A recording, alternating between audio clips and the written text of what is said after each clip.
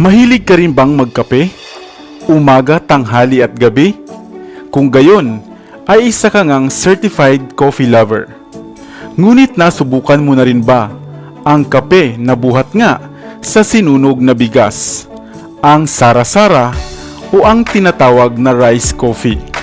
Batid mo ba na hindi tulad ng pangkaraniwang kape na gusto mo, ito pala ang uri ng kape na madali lang itimpla ay nag-uumapaw pa pala sa mga sustansya. Kaya halika at alamin ang mga dulot nitong sustansya sa kalusugan natin. Hello, what's up? Your best here. Sa videong ito ay isa-isahin natin ang mga mabuting epekto sa kalusugan ng tao ng pagkonsumo natin ng kape mula sa sinunog na bigas o ang rice coffee. Ang rice coffee o sara-sara o kapeng bigas ay tinatawag ding kape ng mahihirap. Subalit mayaman naman ito sa mga nutrisyon na kailangan natin.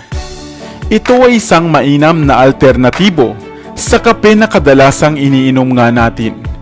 Kaya kung umiiwas ka sa caffeine, ito ang kape na para sa iyo. Napakayaman ito sa antioxidants, gluten-free at purely organic. Magsangad ka lamang o kaya ay magsunog ng bigas, lagyan ng mainit na tubig at asukal na pampalasa ay matitikman mo na nga ang malinamnam na lasa ng kapeng bigas o ng sara-sara. Ang inuming ito ay nakasanayan na gawing substitute sa kape ng mga tao sa Asia, lalo na nga sa Japan at dito rin sa atin sa Pilipinas. At dahil marami ang naglalabasang mga karamdaman ngayon na kaugnay ng labis na pagkakape, at kung hindi mo nga talaga ito maiwasan, bakit hindi naman ito o ang kape na buhat sa sinangad na bigas ang iyong subukan? Narito ang 10 benepisyo sa katawan ng pag-inom ng rice coffee. Number 1. Isang mahusay na source ng antioxidant ang kapeng sara-sara o ang kapeng bigas.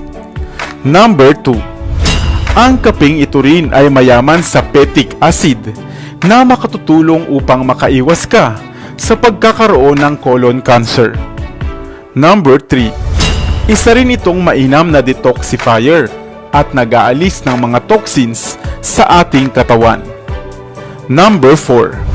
Kaugnay nito ay naglilinis din ito ng ating dugo upang maiwasan ang maruming dugo na simula pa nga ng iba pang mga sakit at komplikasyon sa ating kalusugan.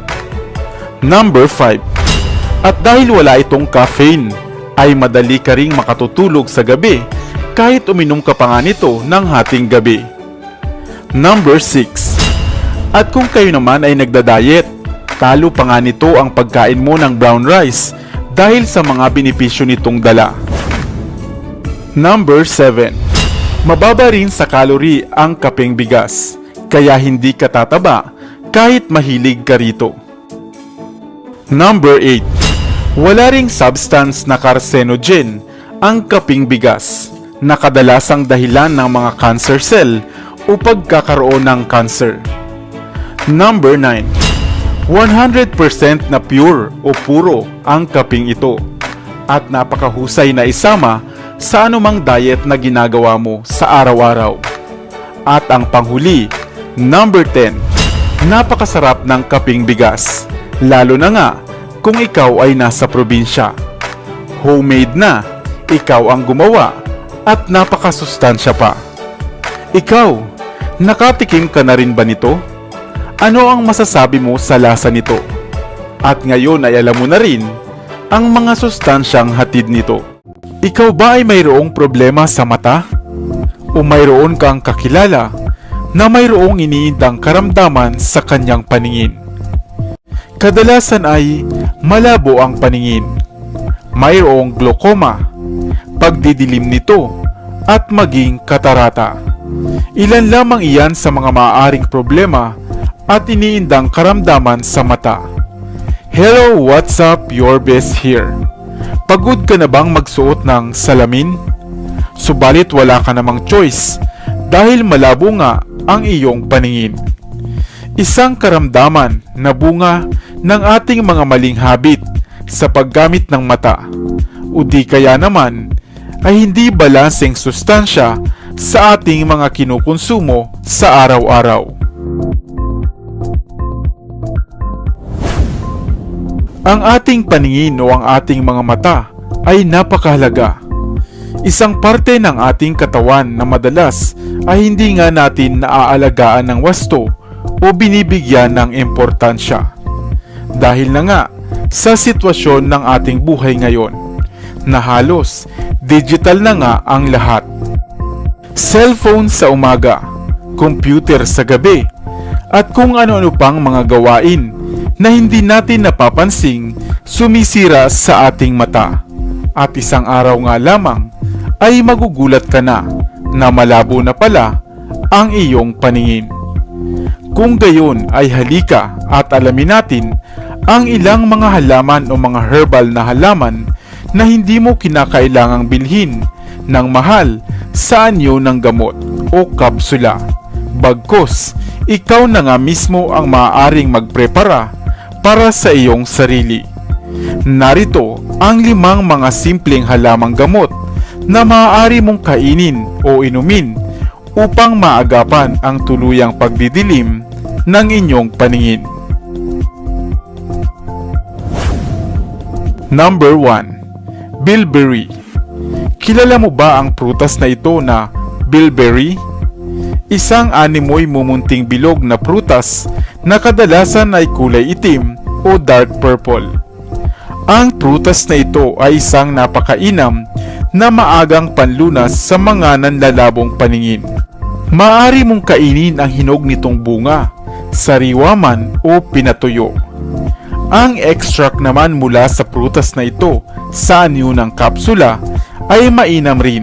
Subalit marapat na hindi lalabis sa 160 mg bilang daily dose. Number 2. Chrysanthemum. Kung ikaw naman ay mahilig sa tsaa, idagdag mo na sa iyong mga pagpipilian ang bulaklak ng chrysanthemum. Madali lamang itong gawin. Maglagay ka lamang ng mainit na tubig sa tasa, lagyan ng bulaklak ng chrysanthemum at hayaan lamang sa loob ng 3 hanggang 5 minuto bago ito inumin. Pinaniniwalaan na ito ay mayaman sa antioxidant, organic compounds, vitamins at amino acid na mahusay nga para sa ating paningin. Number 3. Orange and lemons. Ang prutas na ito ay pamilyar na nga sa ating lahat. Ay napakainam din para sa ating nanlalabong paningin. Mayaman ito sa vitamin C na makatutulong upang maiwasan ang macular degeneration o pagkakaroon ng katarata. Number 4. Green tea. Bagaman hindi tayo masyadong mahilig sa tsaa, ngunit batid mo ba na hindi lamang ito mahusay na panlaban sa mga cancer o mga problema sa puso, sapagkat maging ito man ay magandang inumin para sa ating nanlalabong paningin. Ito ay mayaman sa vitamin C, vitamin E, lutein at zeaxanthin na mainam na pamprotekta sa mga sensitibong tissue ng ating mga mata. Number 5. Carrots. Ang idea na ito na ang carrots daw ay mainam sa ating nanlalabong paningin ay nagmula pa nga sa mga sabi-sabi at sinaunang paniniwala. Subalit, hindi ibig sabihin ito ay hindi ito makatotohanan at epektibo. Sapagkat ang carrots ay mayaman sa antioxidants, lutein at beta-carotene na kilalang pampalinaw ng mga mata. Maaari mo itong kainin ng hilaw, gawing juice o sangkap na gulay at mainam rin para sa ating balat at pangkalahatang kalusugan. Hindi ba't nasa tabi-tabi lamang natin ang mga halaman at pagkain ito? Mga halaman na makatutulong upang maagapan ang panlalabo ng mga mata at pagkakaroon ng glaucoma o katarata. Masarap, walang side effects at masustansya pa. Ngunit kung malubha na ang inyong kondisyon, mas mainam pa rin na kumonsulta sa inyong doktor. Ngunit laging tatandaan na prevention is better than cure. Sana ay may bago kang natutunan sa videong ito. Iwan ka naman ng comment sa comment section sa ibaba. I-like at i-share mo na rin para naman sa kaalaman ng iba. Dito na sa Best TV, tayo ay matuto. Utak mapuno ng bagong kaalaman. Dito na sa Best TV, tayo ay lumibot. Lihim na mundo ay ating matuklasan. Dito yan sa Best TV, dito yan sa Best TV, dito yan sa Best TV. Sapagkat lamang ang laki may alam. Dito yan sa Best Tara TV. bes, sabay-sabay tayo na matuto. Pagkat dito sa mundo lamang ang siyang marunong. Ating utak salina ng panibagong dunong. Mga bagay na sa buhay ay makakatulong.